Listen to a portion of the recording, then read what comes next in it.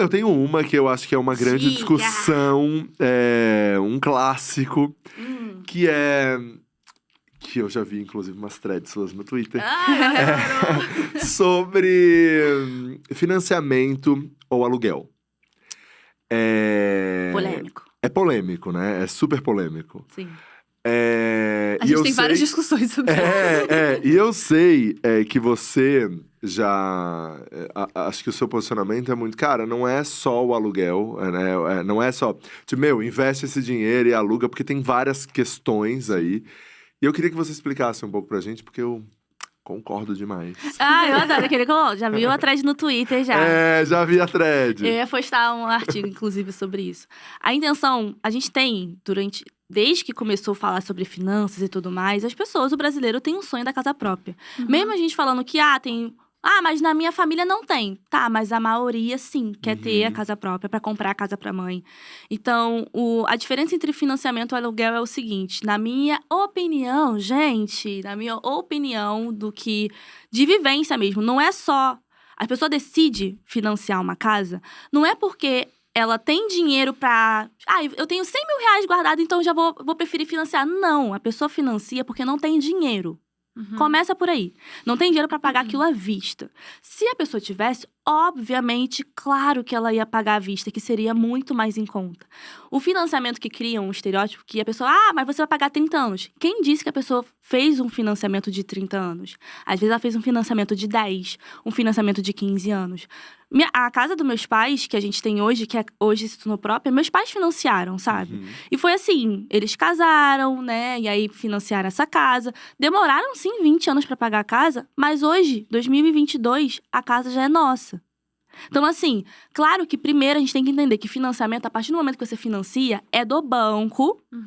Ele pegou lá, pagou o dono, que você foi lá e fez a venda. E agora você vai pagar o banco durante 10, 20 ou 30 anos. Com uma taxa de juros, sim, vai pagando pra ele. E quando você terminar de pagar, a casa vai ser sua. Ponto. Mas a pessoa fala o quê? Aí tem uns erros, né? Que a pessoa fala, não, a casa já é minha. Não é sua por enquanto. Porque se você deixar de pagar, vai a leilão. A gente tem que deixar isso bem claro. E você vai perder, inclusive, o dinheiro que você colocou ali na Exatamente. Eu já vi pessoas próximas perdendo a casa porque deixou de pagar. Mas não é assim também. A pessoa acha que em um mês você deixou de pagar, já tá... Não é assim. Ao contrário do aluguel. Se você deixar de pagar um mês... Fica um mês sem pagar o aluguel pra você ver só se vai ter um processo ainda, o banco... Não, você vai ser despejado. E eu vou colocar um exemplo da pandemia. Na pandemia, 2020, muita gente perdendo emprego. Muita gente tendo redução salarial, que foi aprovado.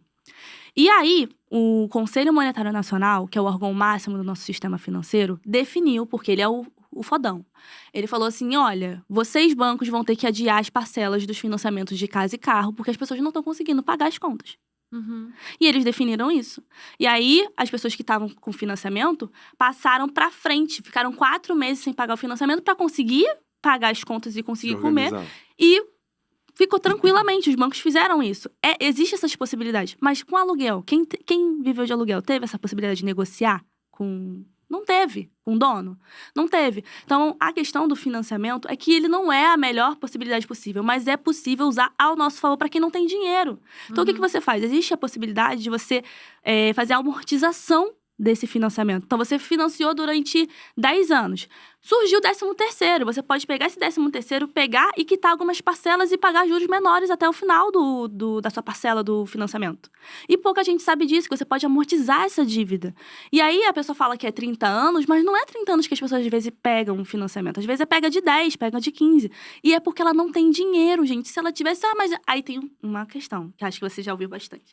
Não, mas a pessoa pode pegar o dinheiro, juntar...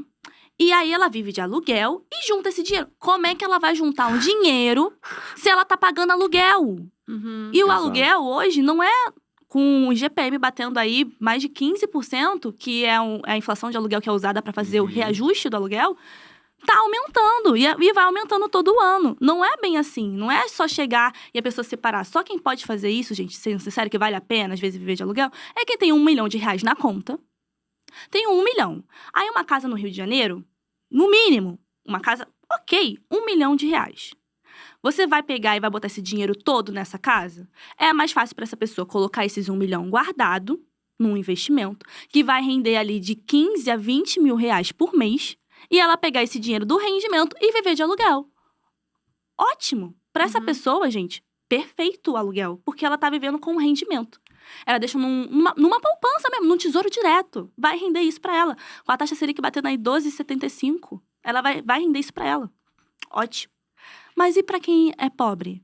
Como é que ela vai conseguir? Eu vou pegar 100 mil reais aqui e vou deixar parado. Não tem. E por isso que as pessoas pegam financiamento. Então, para quem tem 1 milhão de reais, para quem tem 2, para quem tem 3, e é uma pessoa empresária, que já viaja direto, é bom você viver de aluguel, porque você não tem um local, sabe, fixo naquele momento. E o dependendo do estilo de vida. Imobilizado ali no imóvel. E do estilo de vida, a gente tem que entender, esse cálculo de financiamento não é só matemática financeira. Leva muito mais o lado pessoal da pessoa. De uma pessoa de ver a sua mãe vivendo de mudança. Vendo a sua mãe, mudança é caro, gente. Se mudar, não é barato. E é doloroso, é cansativo. E aí a pessoa vê a sua mãe e seu pai vivendo de mudança, de troca, sendo expulsa às vezes de casa. Não tem um lugar para onde morar, não tem um lugar para ir. E aí a pessoa cria esse sentimento, essa sensação que a gente falou de tabu, fala assim, cara, a primeira coisa que eu vou pensar quando eu tiver um dinheiro é ter uma casa para minha mãe, porque você viu o que sua mãe passou, sua família passou. Então não é só o lado de cálculos. Claro que o financiamento não é a melhor possibilidade possível, mas mostra mais o lado emocional da pessoa, de como ela lida com essa situação, de o que ela passou com a história dela, do que só um cálculo de matemática financeira, algo mais...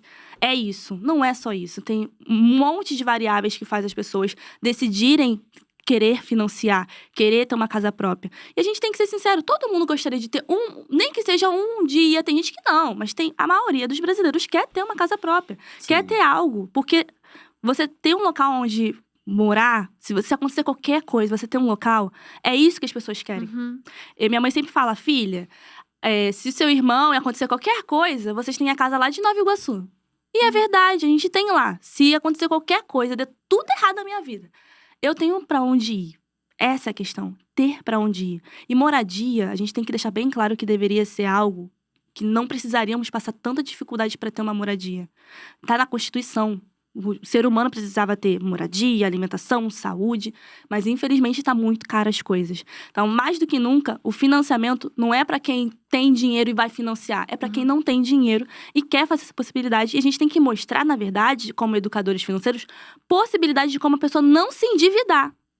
Olha, você prefere o financiamento porque é a sua realidade? Ok. Então, você pode amortizar a dívida, você pode pegar o 13º, você pode usar o FGTS para quem é CLT, para quitar o financiamento. Existe possibilidade que você pode mostrar para essa pessoa. E não só apontar o dedo falando que ela tá errada, porque é uma discussão de cada um tem um pensamento, cada um tem uma história de vida, um sentimento quando pensa em casa própria. Porque viver é uma coisa. Tem coisa que só a pessoa viveu para saber, para tomar aquela decisão. Então, sim, eu quero muito ter a minha casa própria, eu sonho por isso, mas uma coisa que eu vou contar minha experiência. Eu moro de apartamento, moro de aluguel. E aí, eu nunca tinha morado de aluguel, cara. Eu falei de aluguel de apartamento, né? Eu morei sempre em casa. E aí, eu peguei, pagando tudo direitinho. Eu fiquei pensando, porque eu não gostei de morar de apartamento, não, gente. Eu achei horrível. Aí tem gente andando em cima, e aí eu não posso botar um sonzinho, porque tem condomínio, e essas coisas assim de aluguel. De apartamento. E se eu fiquei pensando, se eu tivesse comprado esse apartamento, eu estaria muito arrependida. Então, mais do que nunca, você tem que primeiro viver alguns momentos, é a dica pra vida. Viva de aluguel numa casa, num bairro que você acha legal, num apartamento. Você vê o que você gosta e não gosta. Porque tem coisa que eu morava com meus pais que eu gostava, agora eu não gosto mais. E você vai amadurecendo também como pessoa, como se tornando adulta. Então, tinha coisas que eu gostava em casa quando eu morava com meus pais, que era 4 pessoas. Hoje eu moro sozinha. Então, é diferente. A forma como eu lido com a minha casa é diferente. A forma de morar num apartamento é diferente de morar numa casa. Então, eu fui lá e entendi o que eu gosto e o que eu não gosto. Eu moro num apartamento, mas no condomínio, mas tem ladeira. Odeio ladeira, porque eu quero fazer feira, aí eu tenho que subir com aqueles negócios, já não gosto. Então, se eu tivesse comprado, eu estaria muito arrependida. Então, já sei que se eu conseguir alugar um outro apartamento ou uma casa, tem que ser no local onde não tenha tanta ladeira, que tenha uma padaria, que eu adoro pão, gente, quentinho, assim, com manteiga, pão com ovo, gostoso. Então, assim, eu já vou entendendo o que eu gosto, o que eu não gosto, o que eu...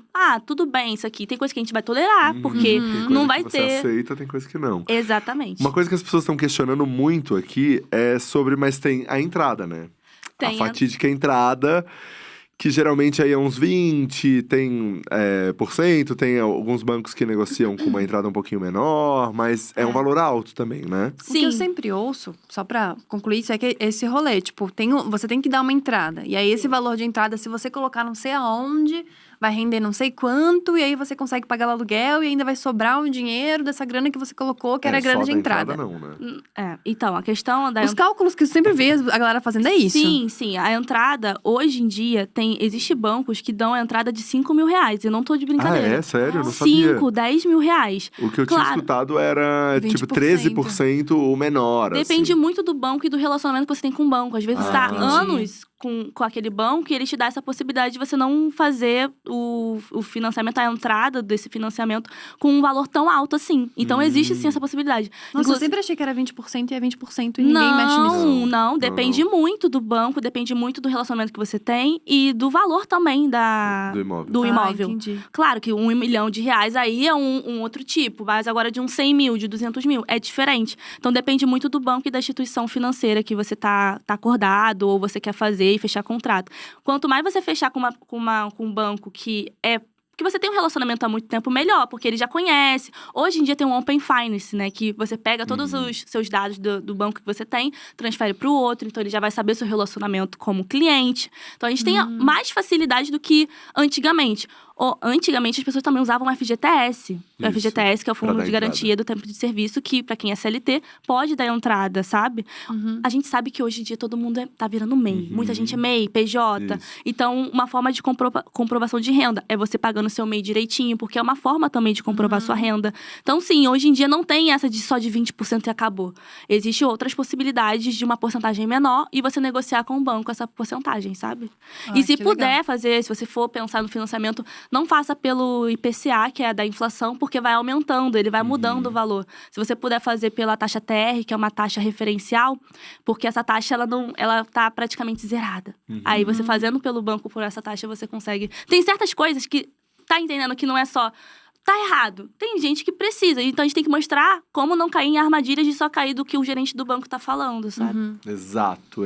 Isso é muito legal, porque é muito esse fator também, né? Existe o fator sonho. Às vezes a pessoa sonhou a vida dela inteira que ela ia ter uma casa assim, desse jeito, em lugar tal. E tem gente que quer ficar morando a vida toda naquele lugar. E tá tudo bem, gente. Tem gente que fala, não, mas você vai morar a vida toda naquele bairro? Tem gente que quer morar, gente. Eu fiquei 20 anos morando no mesmo lugar lá com meus pais. E tudo bem. E aí, às vezes, é aquela única possibilidade. Tem gente que quer viajar. Tem gente que quer ter casa própria. Tem gente que quer realizar um sonho de construir uma família. E cada um tem o seu. A questão é que, como sempre, as pessoas gostam de falar, mas tá errado. E não tá errado. Simplesmente é um ponto de vista diferente do seu. E tá tudo bem. A questão é você lidar com isso que é diferente. Eu tenho um sonho de ter minha casa. Mas eu vou fazer possibilidades, eu vou buscar possibilidades de eu não me endividar. E eu vou mostrar isso para as pessoas, de quem me segue, para conquistar a casa própria sem precisar se endividar. Sem precisar chegar e falar assim, putz, cara, eu vou fazer com os pés pelas mãos. More primeiro de aluguel. Entenda o que você gosta, entenda o que você não gosta. Qual bairro você se sente confortável. Porque vai ter bairro que você vai gostar, vai ter bairro que você não vai gostar. E você vai achar um bairro que é tão legal que você fala assim, cara, é esse bairro que eu gostaria de morar. E você vai conquistar isso. E essa é a intenção. Você buscar possibilidades e entender com a educação financeira que é possível sim, mas você tem que se organizar.